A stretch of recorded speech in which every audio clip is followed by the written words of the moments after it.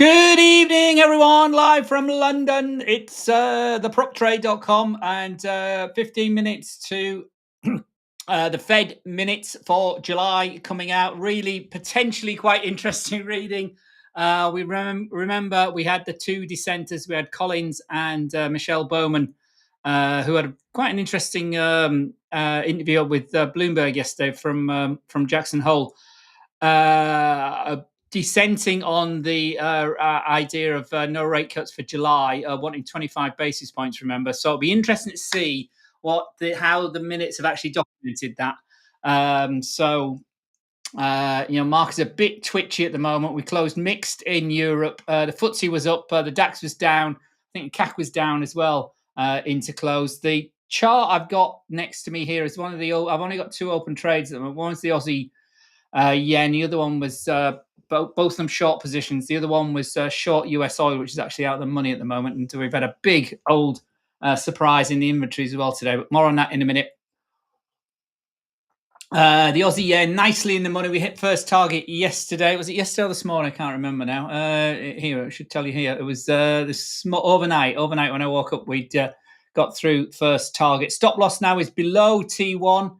I've got it round about here under 95, so 94, 97, I think it was. In fact, I shouldn't have played with that because it's on the actual trading platform. It's under 95. I know that much. I don't know if I've updated Discord group on that. Let me just check Discord.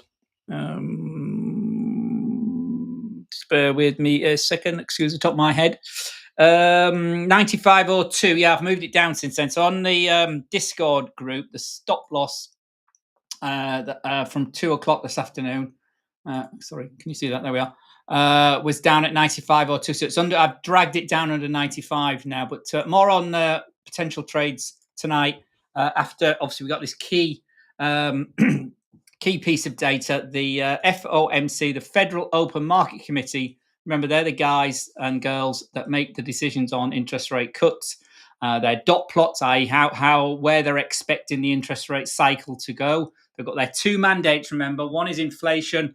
One is basically inflation target 2%, the core key PCE CPI. Around about that 2% level, give or take a few decimal percentage points. Now, the other key mandate the Fed have is full employment, basically. So it's unemployment rate, under 4%, 3 point. Somehow, I say because many economists argue over what we regard as full employment at the moment, and that's very, very key. Given the new administration and this crackdown on migration and immigration and illegal work. And so there's a big argument going on about how much the US economy needs to sustain itself. Many are saying it's much less than 100,000 for these non-farm payroll data that's coming out over the next few months. Something like 75,000, some are saying, will sustain the US economy going forward without any chance of recession. Gupta, good evening to you, my friend. What are you asking for? Gold view, more moving sideways. Yeah, Gupta. Yeah, I mean, I can't really get too excited about gold at the moment, as I think I said last night when we were on. But it has sustained this. What am I looking at? It's the indices you feel. Metals, gold here, 3,347. So my immediate look at this, I haven't really looked at the charts this afternoon, but 3,347. That's up from where we've been. So there we are, 4-hour chart, relatively strong. It's had a good day today. So again, we found support here on the 4-hour chart at 3,315. So we went all the way down. Remember yesterday we were talking about the last week's CPI and PPI data being the key low level at this 333, the 3,330. Which is where we were. You can see this nice and clearly there. I hope you can anyway on the 4-hour chart, and hope you can see the screens, guys. I had some video problems yesterday. Let's get rid of that order panel. Don't want that. So do let me know if it drops out. But you can see it's had a good day today. So the first big up candle was this morning here, the 3 o'clock candle. I'm obviously not trading that. I'm fast asleep then. But big start midday today as we went over the 20 period moving average here on the 4-hour chart. Very strong candle. Again, look at the size of the body of the candle. That's a positive candle. And first resistance has been hit straight away, which is the 3350, big round number. This is the resistance area here earlier in the week on Monday, and it's a significant round number. It's got the 50 period moving average here for the 4-hour traders. RSI is still positive. The MACD and the signal line crossed earlier this morning here during this period. We'll come down to the 1-hour time frame in a minute. So that remains bid. We've got a strong rally from the Asian session through the European session where most of the impetus was given. And then we've ran into the 50 period moving average as we did here, as we do quite often, and we find resistance. So there was the resistance coming down under the 20 on that candle, big down candle there, bit of resistance. Then we sunk lower. There's the first test of that 333 level. And here is last week PPI, CPI on the Tuesday, PPI. In fact, that was this week, wasn't it? No, that was CPI last week, and then we went lower, and then yesterday punched under that level. Looked like we were going lower, and we've been bought back. So some clearly buyers now at 3315 here on the gold chart. So yes, I mean it's moved up today. I don't know what time frame you're talking about, Gupta, because obviously that's always key. But here for the 4-hour trader, it remains weak. I say that it's gone over the 20 period moving average here for the first time with one big candle, and it's broke it quite significantly. So that's a good turn, a suggestion that this push lower is perhaps the low for now. And we've gone through the key support from last week, this 333 level, and then we lifted higher. So we need to, if this is going to continue to move up here for you as a 4-hour trader, if you've gone long on that candle there, which this strategy would have done here, on the completion of that candle at 1500 hours server time. So it's only just gone long. Sorry, not only just gone long, but it's only gone long at 3344 here. Zoom that up a bit. You can see that. There we are. It's a bit better, hopefully. Yeah, so it's hit that first resistance as you might expect. But a break of that, we can, there's a lot of fresh air up there, a lot of white space. I remember not that long ago, we were talking about 3,500, 3,400. Once it's gone, it didn't go, did it? So a lot of space between 3,350 and 3,400 if we get there. If this holds and it's now under the 3,350 area, we could move back down quite significantly as well, as we saw here on these two rejections of the 3,350 earlier in the week on Monday on the 18th. Keep watching, keep your eyes peeled. As far as today's concerned, it'll be a strong day today. The hourly candle breaching the 20 period moving average early in European trend, but didn't really go very far until we had that strong candle over lunchtime, lifting it through the 50-hour moving average. We've had a cross of the 20 above the 50. That's quite positive. We've got this rounding bottom. Didn't want to go any lower. It was drifting lower, drifting lower, drifting lower. Enough for the sellers, not enough impetus to take us any lower. And then we tweaked. Some buyers came in around about here, as I said, the 3,314.15 area, and then we lifted over the 20-hour here in the beginning of the European session, as I said.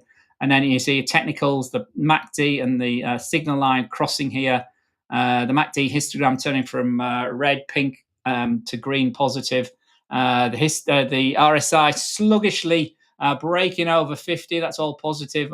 Still very, even to this point here, still very benign. It wasn't until this candle here we got a bit of an uplift here, 12 o'clock, and then the big one here, 1 till 2.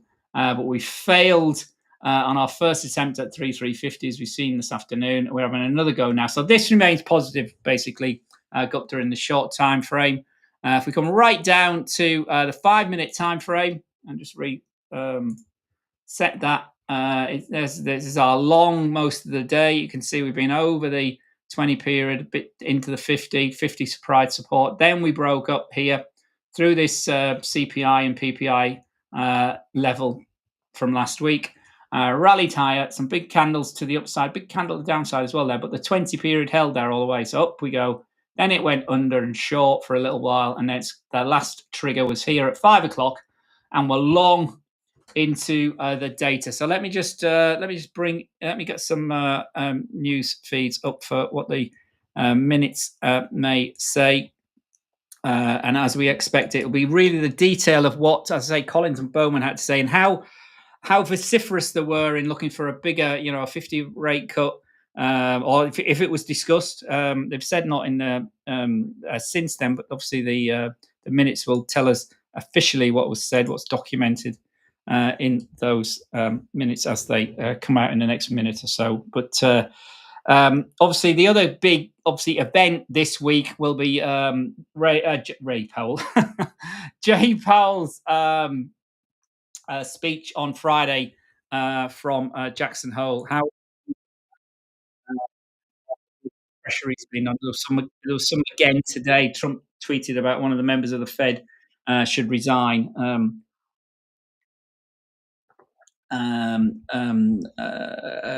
As he does. Did I say tweet? He doesn't do tweets anymore, does he? He's fallen out with those guys on his Truth Social platform. So I say, see what that looks like. So gold, yeah, remains. It's had a good day. It's remained bid here on the 5 minute chart. So really, the upside target is this 3350 area here for 5 minute traders. So support, unless there's a big surprise in the minute. 3,345 is our key support there, where that 20 period moving average. So this is long. I'd be long that gold position. I'd be trading that long up to with the trend, because we've had quite a good move up. But if we just quickly jump to the minutes have just dropped. So we'll come back to the daily chart on gold in a minute. But you can see gold sort of mild, not really reacting there. Let's have a look at some of the other assets, shall we? See if there's a reaction in the forex market. So gold and mine are sort of tweak lower. So 3 so pre the minutes pre the event of the day. Really, I'll come back to some of the other events. There's been some significant events today as well. It's not just the FOMC data. Some hot inflation reading from for the UK today. 3,347.71 is the upside. First upside resistance is high here before the data came out. So it's weakening. So that suggests that the dollar's strengthening on stuff that's come from the minutes. Let's just have a look at what the euros are doing. Euro 116.64. You can see there's the 7 o'clock candle, negative. Again, I don't know what that area is now. It's usually of some significance. These lines on my chart, they mean something. I don't know what that is. It's either a previous entry, stop, or target level. So it is of significance. And it's at what is it? 116.65. So let's have a quick look. If I can get on the my newsfeed to see what the minutes are saying. Full effect of tariffs could take time to have an impact, they're saying, which again they've been saying that before in the minutes. And let's have a quick update here. The minutes gone to their website.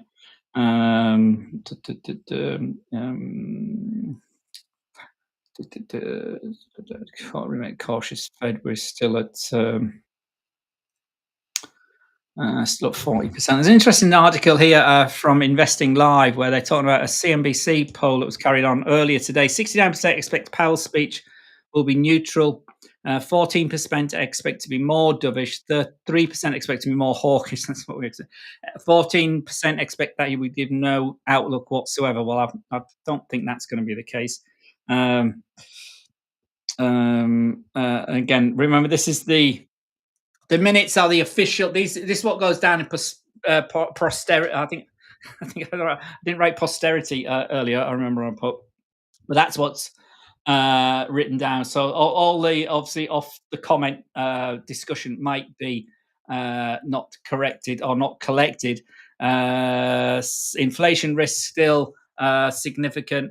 Several members of the current rate now might be far enough above neutral. So this is in reference to the two members, Collins and and Bowman that wanted this cut to move ahead already in July. Several said rate cut may not be far above neutral, so several, and that's more than two, isn't it? So there was obviously more than Bowman and Phillips. Bowman and Collins that were looking be cautious. The lagging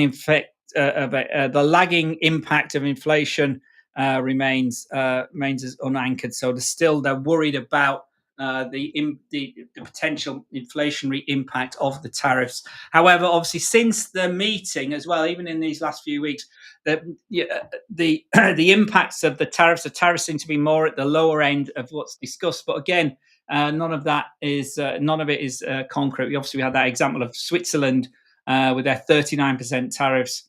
And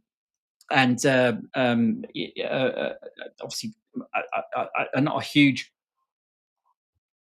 trading partner with the US, but the deficit between the US and Switzerland from a trading point of view is quite significant. But there's obviously the value of the goods, things like watches and the gold bullion. There was obviously that talk about gold bullion, which is currently exempt from the tariffs, actually being caught in the tariffs. Then the talk was that isn't going to happen. But again, the clarity isn't there. It's all these headline grabbing statements, and then we move on to something else. There's so much going on at the moment, and obviously this week it's all been for the last few days. It's all been about the geopolitics, particularly the Russia-Ukraine situation. But things are moving in Israel and Hamas as well. So everything remains up in the air. So it's not perhaps the movement I was potentially expecting from the minutes. So perhaps not as exciting as we moved. There you can see euro dollar has moved from 116.71 to 116.61. So it's a 10 pip move. These days, even non-farm payroll, we're only moving like 50, 60 pips. So 10 pip move is obviously very small. But given where we are, it's not the impact perhaps I was anticipating for tonight. But even so, um, the dollar has ticked up a wee bit on those minutes, even here on this 5 minute time frame. So euro down to 116.60 range, having sort of rallied a weakened for the hour ahead of the day today. You can see from 5 o'clock. Sorry, 2 hours, I should say, shouldn't I? From 5 o'clock low here at 16.46 to 16.71, a 30 pip rally, and we've given up a third of it basically. So we're like flat, and support now sits at the 50 period here at 116.60 is our support on this 5 minute chart going into this second half of, or the final few hours of the US live session for euro. Aussie, very sensitive to obviously the geopolitical situation being under pressure um, recently. As we saw with that Aussie yen, you can see Aussie moving down here. It's just the hourly chart. So Aussie's slipped and broke the key 6.65 level, and yesterday here into middle of the afternoon yesterday, and continued to rally down, move under 64.50, and we're at 64.35. So Aussie, with the geopolitical situation still remaining uncertain, under pressure as the dollar's lifted. Dollar yen 147.15. So we're back into 140, the 147 area here, which is a smack bang here, that purple line there. So dollar weakening today against a bit of a stronger yen, but 147 remains a significant support area. But that move looks relatively significant as well if you look at the size of the negative candles compared to the up candles. So we haven't breached and closed under 147 yet in the last 4 or 5 hours. This is 1, 2, 3, 4, fifth hour we've bounced off it. So we'll see. But to move as high, we need to breach 147.35. So we're currently 147.17. So another 20 pips, and we may be looking to move that high. If not, another test of 147 could be on the cards tonight. We're still looking negative, but that's quite a strong, not only psychological level support, but it's proved there that 4 or 5 hour support. As you saw here, this is 4 or 5. In fact, more than that, wasn't it? 1, 2, 3, 4, 5, 6, 7, 8 hours of resistance as we were trying to go up as we'd come down, and the support then was at 46.80. So that's our next downside target. If you're still short this one, 146.80 or 146.800. If you're still short that, and breach back over here, 147.25 would mean this down move today it was probably over, but we'll see how it go.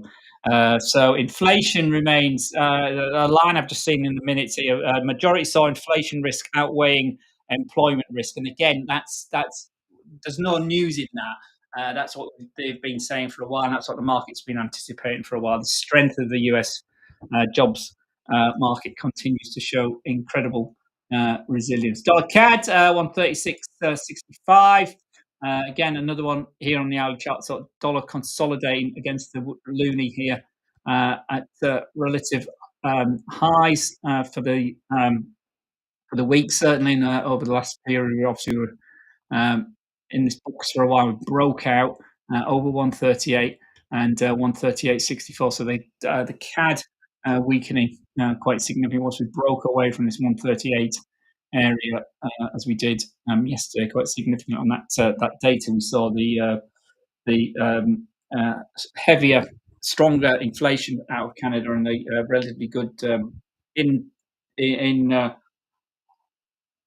recent terms, at least, relatively good housing data. The housing is looking it's stretched in the US, and obviously the anticipation of lower rates, maybe a build of demand potentially, but we've certainly got a lot of supply in the US, so housing weakening a bit, but the data was surprisingly okay yesterday. So we had this move for the dollar up against the loonie, so we moved to a recent high of 138.80 again for the CAD. Sterling, sterling this morning. We just go to the calendar here. Sterling this morning saw a heavier reading for inflation than expected. So it was 0.2% higher than last month for July. The headline number here came in at 3.8% from 3.6% in um, in June, and the monthly number was also positive, so expected to have slipped negatively. It wasn't as bad as June's, but it was positive. So there was a bit of green shoots there, but again, it's that double-edged sword. Inflation closer to 4% than it is to 2% and 3.8%. Obviously, that's twice what the central banks are looking to get to. So that's pressure on the Bank of England. Um, the obviously the upside of that is that people are obviously spending on that, particularly food. Again, inflation is quite strong, or very strong. So lower income brackets are suffering, struggling even more. Core inflation in the EU area was bang in line with expectations at 2.3%, and the headline 2%. So it's nearly half what we're seeing in the United Kingdom. And the other key number was the PPI data in Germany for July, actually turning negative as well, which is pretty disappointing. We have seen some green shoots of positivity out of the German data recently, but it actually turned negative. Earlier in the day, we saw the RBNZ, as expected, cutting their central interest rate by 25 basis points to 3%. And the some very minor movement on that from the Kiwi. So it seems to move down. The the move had been anticipated, but the softness of the statement from the RBNZ moved the Kiwi further down and again into an area we targeted almost as the 10th of April. Down here, 58.30 zone, but it hasn't moved from then. We've moved lower, and we've re-established a level. So the 50.59 level has been breached quite significantly. We're at 58.30 now, so a significant move down for the Kiwi today. I remember it wasn't that long ago, we were at testing 61, testing 60 yeah, just last week, and it's been a significant weakening of the Kiwi uh, from the notes from the RBNZ this morning. So Kiwi, one of the weakest major currencies today. In fact, the weakest of the major currencies today. Following on the back of that, there's normally a bit of a reaction bounce, but so re-level there for Kiwi. We'll see what that triggers for end of day trades against the Kiwi. We've had some really good positive results for the Kiwi recently, haven't we? So anyway, that's the Kiwi against the US dollar. We've got the daily time frame on that. It's a bit of a realignment on that today. So could be a significant day today following the RBNZ. And I say the first signs of the breach of 59 was yesterday, ahead of what may be coming. And they have cut rates, and maybe the anticipation from the Fed is that there's still like 84% chance of a rate cut at their next meeting on the 17th of September. However, that has weakened by a few ticks over the last week or so. Our oil trade, you see here actually, I put it on the, can you see that there? I put it on the trade locker group. So it's running down to its or up to its stop loss, I should say. So anyway, um, yeah. So crypto, we've had this big sell-off, Bitcoin, and the move lower continues under 14,000 yesterday or earlier today. Sorry, yesterday it was, wasn't it? We went under 14,000 and we closed under 114,000. We're down again today. A bit of a doji candle so far today on the daily time frame. 113,585 at the moment. But really, the next big support is this previous resistance level here at 112,000. So expect a test of the 112,000 in the next couple of days. It was literally just over a week, wasn't it, when we made our new all-time high here on the 14th of August. But that, as we all know, is Bitcoin and the crypto and the wider crypto market. Lots of positive spin around the stable coins and out of China as well, in particular. Yeah, we shall see. Crypto's here to stay. But as far as Bitcoin's concerned, technically 112,000 our next support area, and then we could get back into this chunky range back to the 100,000 level if the 112,000 level gives away with much volume. But I say the main move here was, or the main heads up was day before yesterday when we went under the 20-day moving average. It looked like it was going to hold the 50 it had back here, and then we took off.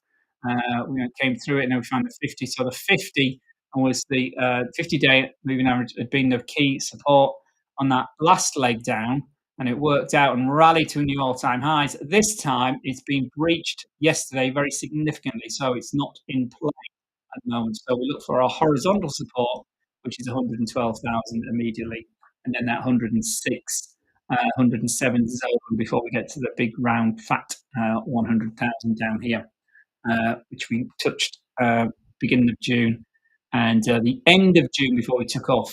So watch those areas to the downside as well. Ethereum is plotting the same course as where's Ethereum gone here? It's here, 4,287. So I had a really strong run, and as we mentioned yesterday, in to test the 20-day moving average. So it's holding up a lot better than its big brother Bitcoin, and it's bounced off its first test of the 20-day moving average today, and we're actually up, reversing the move on Bitcoin. So see that's key levels we talked about yesterday, 4,100 level as support, where the 20-day moving average is for this really strong move we've had for Ethereum during the late summer. I say indexes of stock markets are, I'd say, finished mixed.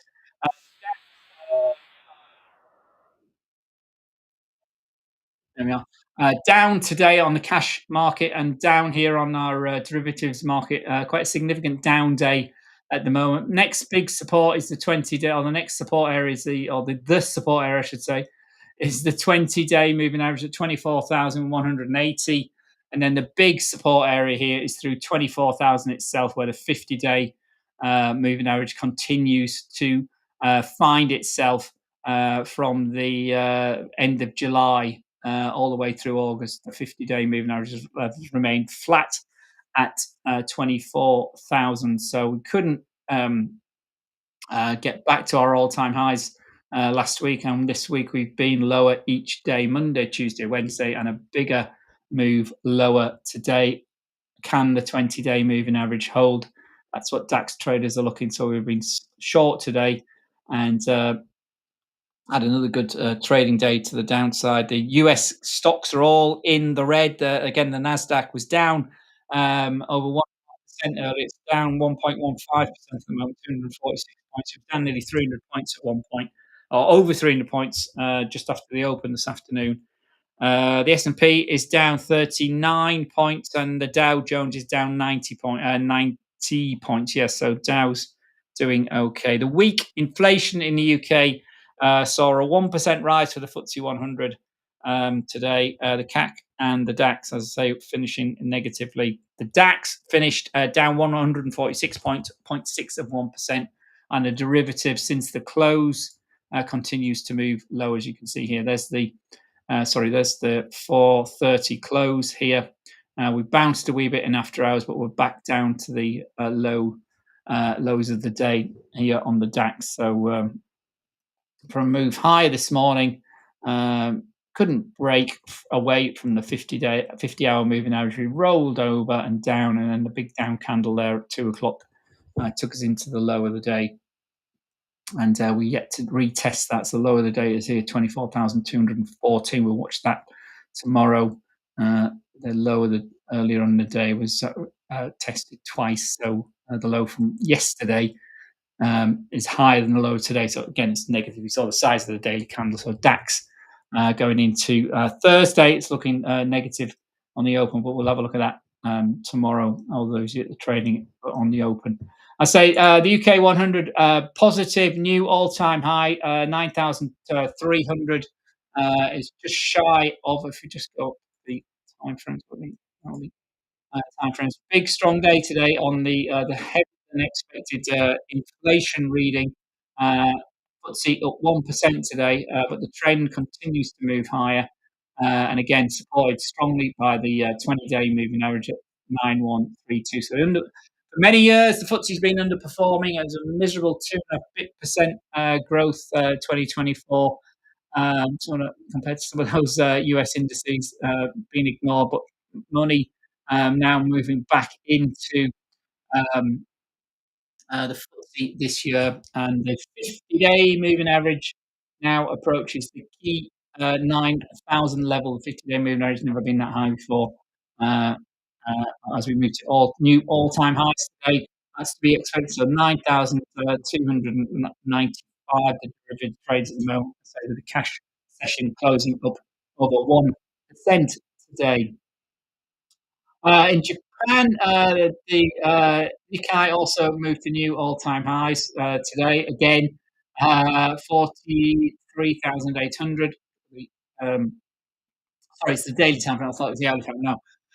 We all-time highs on Tuesday, down yesterday, and we're down again today. But we are, I'm saying, relatively, it's still very, very well bid again, a bit like we saw with the FTSE there, and 20-day there at 42,000, and the 50-day is over the key 40,000 also for the first time. And so stocks continue to run hot. How long can this go on for? Well, nobody really knows. There's more buyers than sellers. It will continue to move higher. It's as simple as that.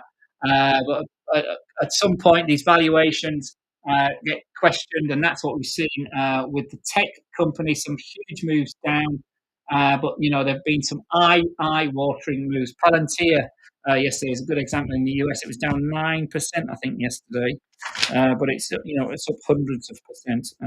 Palantir down 9.35% yesterday. Intel was up nearly 7% on that news that SoftBank and the US government investing in this lost leader that is Intel. But we'll see some big moves. Target was down. The retailers reporting the final big slew of earnings numbers coming in. The retailers reporting Target, who announced a new CEO, lost 8.5% at one point. Lowe's is up 3%. TJ Maxx is up 4%. And the one that reported yesterday was Home Depot. That was closed up 3.1317% yesterday. So we're waiting tomorrow on Walmart, the biggest of the retailers. They've been a bit of a darling of the stock markets, but really, that really for me marks really the end of the earnings season, or did traditionally. The key thing is next Thursday when Nvidia, the new darling of the last 2 years or so, the stock market reports Thursday, 28th, Nvidia report their earnings. So we're spinning this earnings season out more than usual. Yes, we'll see. Philly Fed weekly claims and ISM PMIs tomorrow as well. So key day tomorrow, the 21st. I'll be with you later on in the day tomorrow to review all of that data. But stocks remain boyish here in Japan and the UK. Both had good days. Sorry, not good days. The Nikkei was down, but the Nasdaq is suffering or suffered quite significantly. And the major news from the Nasdaq 100 here is the breach of the 20-day moving average today. We've closed right in on it yesterday, but you can see this has been going on since last Thursday, and we've been down for 6 consecutive days now for the Nasdaq 100. So 1, 2, 3, 4, 5. Yesterday was the big one into the 20-day. Looked like it was going to hold. We didn't. We breached it, and we're down again. Last time we did that at the end of July, it was a 2-day move down on the Friday following the surprise non-farm payroll, and we bounced back immediately on the Monday to start the new month. But this could be the summer high, all-time high here from the 13th is now in, and we're now moving down. So big test coming potentially for the tech believers if we breach the 50-day moving average here, and that now sits at 22,840. And if we scroll this chart out, you can see the last time we were under the 50-day moving averages all the way back here at the end of April. So we've had May, June, July, August. A big 3.5 month rally above our 50-day moving average, and we're coming in to test it now for the first time. So it's a healthy shakeout.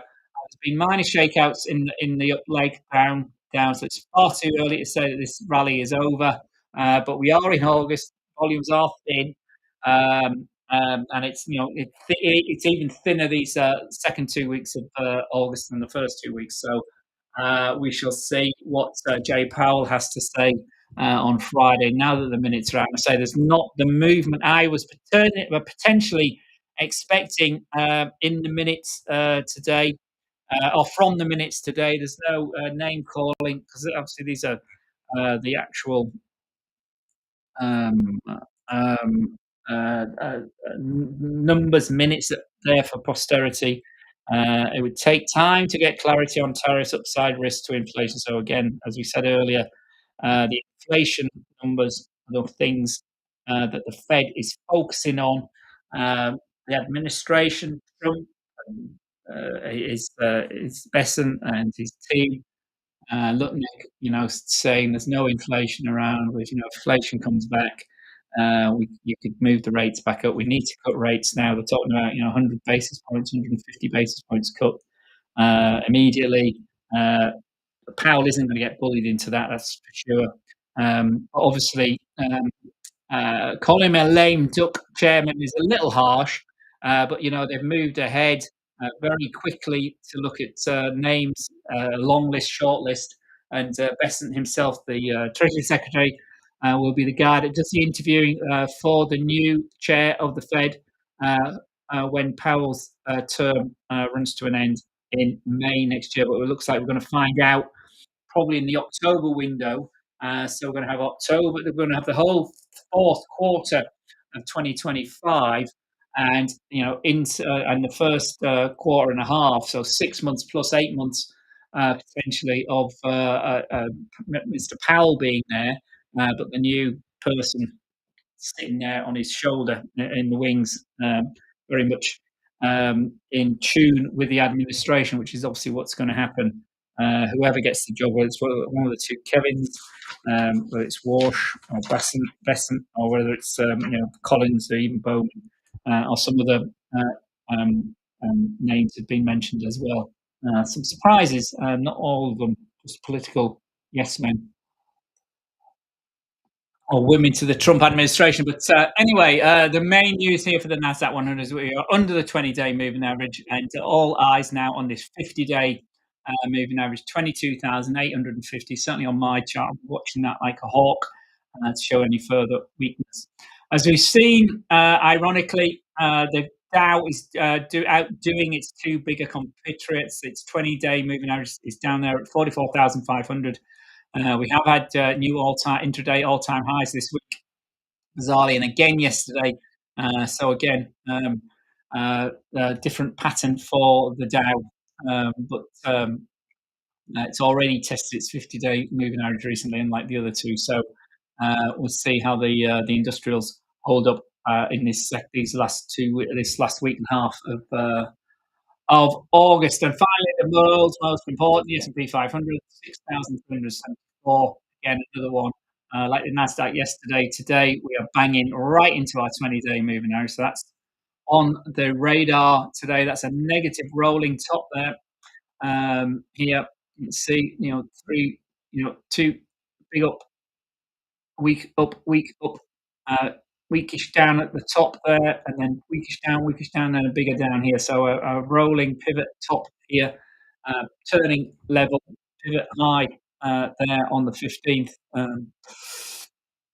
for the S&P 500. So again, all eyes on that tonight. How much of a breach of the 20-day, if indeed we do, into close, and we'll see where we go. And again, the 50-day now above the key 6,200 level at 6,250, but it could be tested quite quickly. Remember, markets, as we can see here, go down much more quickly than they go up.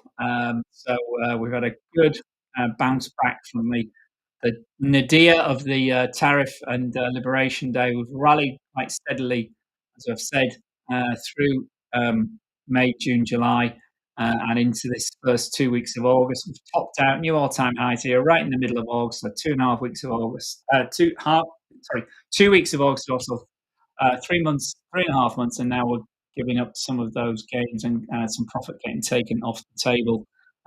If some people are going away for vacation or want to switch stuff off altogether. So there we go.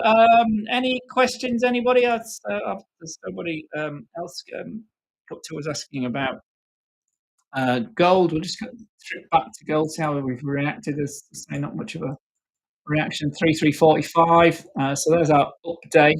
I should have mentioned this earlier when we're looking at the intraday charts. This big, thick, fat resistance at the 3350s also coincides with these 20 and 50-day moving average. So big, thick resistance at 3350. A breach of that will be significant, certainly on these end of day candles. But you can say very strong day today, engulfing the previous week's action.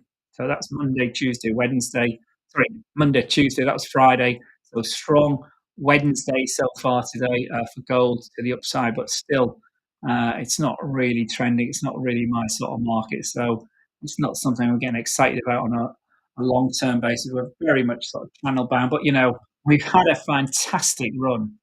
Don't get me wrong. But now we're just really consolidating sideways.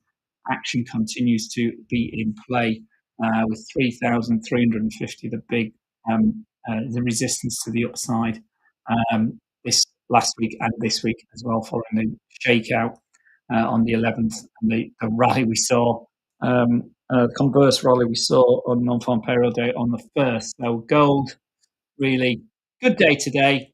First time in a week or so, but 3,350 really needs to break to the upside is my take on that one.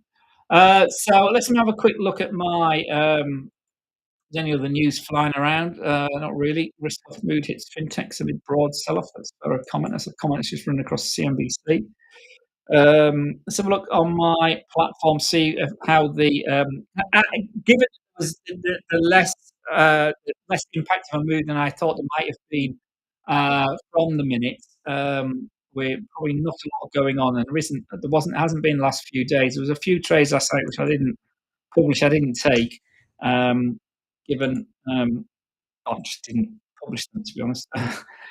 So at the moment, I've got an Aussie yen potential trade on the more aggressive setup on the end of day basis, given the big rally we've seen for the Kiwi. The Aussie has actually shot up today. Aussie yen, sorry. The weakness in the Kiwi, so there's only the one following the RBNZ this morning, but that's really rallied really strong. Huge stop loss, 100 odd pips stop loss for 30 return. Yeah, maybe I'll have to have a look at that later. But it's positive. That's the only one.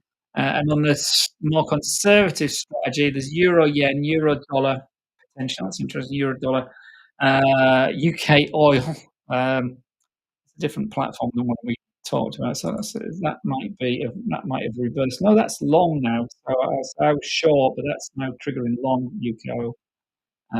Euro dollar is a very tight range, but that's potentially short on this movement we've seen this afternoon. Again, it's still an hour or so to go before that really suggests it is but it's really not great. So 116.58 for 116.28, so 30 pip target, and 116.80 is a stop loss on a short position on a euro, but it's not something I would get too excited about on an end of day basis. Just to show you what I'm talking about is the euro. For a short position, but that's nothing on an end of day basis. That's maybe we've had. I can see why my system is serious in that. Maybe some weakness, but we're up at the moment. So see what that looks like at the end of the day. And I say euro yen was the other one, and that's also a short. So that's looking a bit more likely. The stop loss target of about 50 pips, 171.13. I'll just look at that one, euro yen. That's looking, appears to be a bit more likely on an end of day basis. So euro yen, see what I mean? The top, it's very much channel bound again, but we are under the 50. So I'll probably take that if that continues to show that sort of position. So 171.65 entry, 171. 15 as our target, which is 171. Yeah, we've already been there today as well. So we saw buyers there, but yeah, there could be 50 pips in that. I'm not risk averse. My stop loss up here a wee bit. So assume that one's going to get placed, guys. So a new trade for tonight: euro yen short at one. So we're doing it live now, aren't we? 171.65.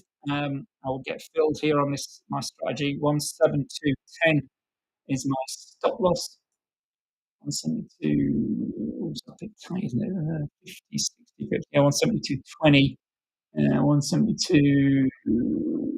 Oh, it's a bit tight to me. I'm going to leave that there. 172.50. So it's a bit of a higher stop loss. But my target is or my initial target there is just under the 171.11 area. Got it around about there. So let's just fix those.